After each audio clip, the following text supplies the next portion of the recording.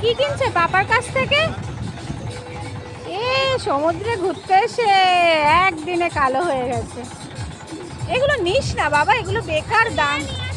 আরে বেকার দাম নিচ্ছে মামা।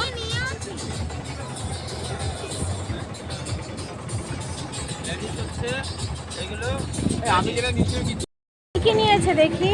জগন্নাথ ঠাকুর নিয়েছে। দেখি বাবা, এইটা আবার কি করতে নিয়েছিল? দিদি ভাই জন্য নিয়েছি আমার। আরে দিদি ভাই এই কালার থাকুক থাকুক। আচ্ছা ও থাক না। দেখি এটা কি গিটার? এটা কি? ওটা দীঘার একটা ছবি। না এখানে আছে।